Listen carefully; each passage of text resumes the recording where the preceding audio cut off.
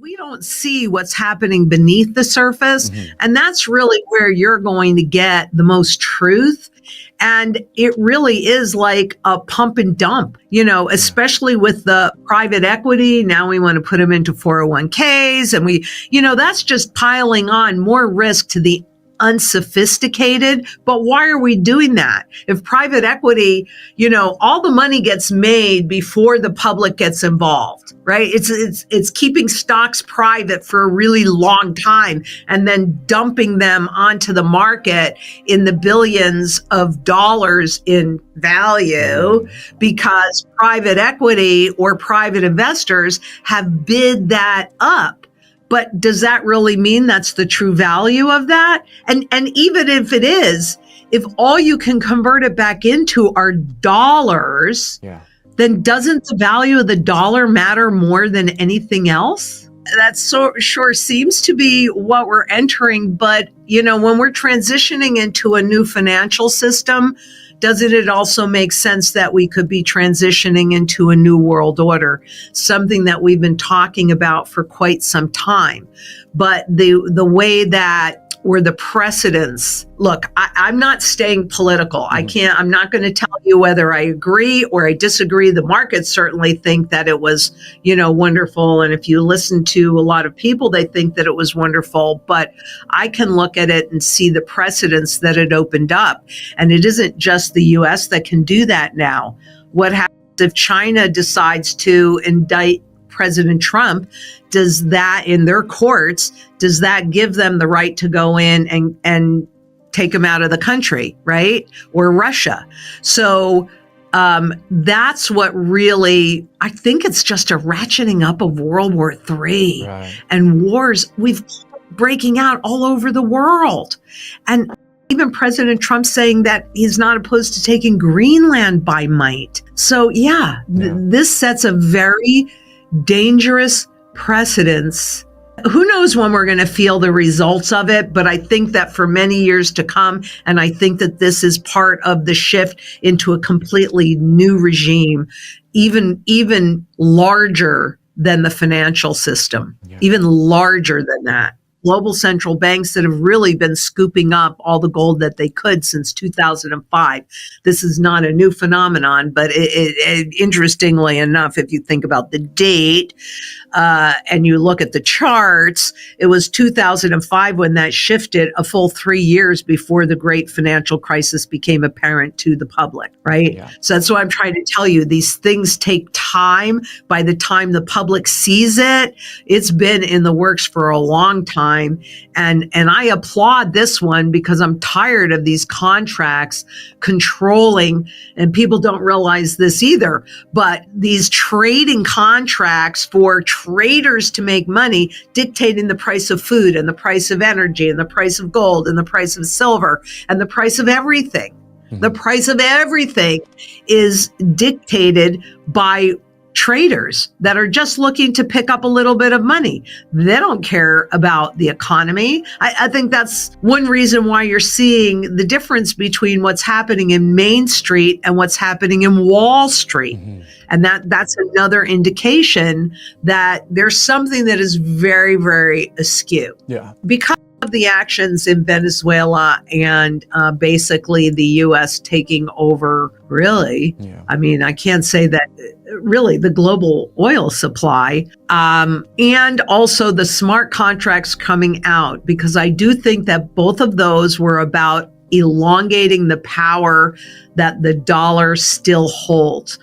I don't think that what just happened is going to go unnoticed. So I would think that at some point this year, that might over law could be tested again, and maybe by a foreign power that we don't really want to test it, like China or Russia. China. So that's kind of scary. But I also think that in the metals market, we are going to see, first of all, both gold and silver are technically overbought, not overvalued, just overbought. So I think that we could see, if there's not a lot of geopolitical shock that the markets don't like, then I think we could see spot gold and silver stay within a range, giving the technicals a chance to catch up before it goes on to its next leg. Yeah. If, however, we do see that might tested, then I think we could easily see silver, maybe $150 or even $200 on spot market. And I think we could easily see gold maybe 6,000 on the spot market. Even those numbers are still far below their true fundamental value. The volatility has definitely picked up. Actually, the volatility in bond markets is almost non-existent, which is kind of shocking. The only bond market worldwide that is actually declining and declining hard is the Japanese bond market. The yields in Japan have gone. We're almost at 350 now on a 30-year bond. That's up from 0.75. And the reason I bring this up is because, it's not just exchanges; it's sovereign treasury. Sovereign central banks that are stepping up, primarily buying gold, although I believe India and China are both buying silver. But it just makes sense what they're doing is onboarding gold onto their balance sheet, because we live in a system that is going into bankruptcy, going into insolvency, and these central banks are worried if they hold too many dollars and no gold, and there's a dollar problem, a credit problem in the United States, and the dollar gets smoked as far as purchasing power, then where does that central bank stand if they don't have gold? So what they're doing is they're unloading gold that will rise in value to fill up the holes, if you will, that are created by a dollar devaluation. Yeah, they're buying gold and having it delivered to them, to their country. In the past, what have we seen? We saw 5 years ago, $1 billion, which is now well more than $2 billion, of Venezuelan gold was basically sequestered by the LBMA, by London. We saw in October 2023, we saw the Biden administration sequester over $300 billion of Russian U.S. treasuries that they held. The only problem is they didn't really hold them.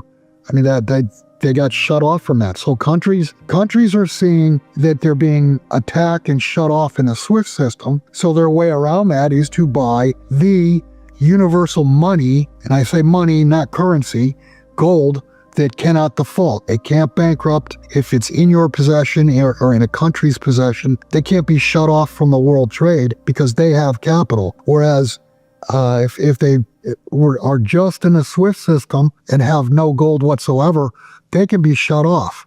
And I caution listeners that this is exactly what's going to happen when we go to central bank digital currency. If you say the things you and I talk about, Dunnigan, and we're in a central bank digital currency system, you're going to be shut up. There's no beans and tortillas for you tonight. Well, I think I would just say it's the smell of blood in the water. People are understanding that supply is tight. People are understanding that demand has definitely overwhelmed supply. So they know the supply-demand situation, and people are when you tell a human being that they can't have something, they want it even more. And that's what's happening, is that there's fear out there that there's not going to be product. And I've also said this for many years. When this thing goes down, you're either in precious metals or you're out. If you're out, you're not going to be afforded the chance to stack and put a position together, because none will be available for sale for whatever amount of fiat you want to pay. Dealers are worried, am I going to get my shipment? Am I going to get the whole shipment, only part of the shipment? It's pretty hard to take future orders against a shipment that you don't know is going to be a full shipment or even if it's going to arrive.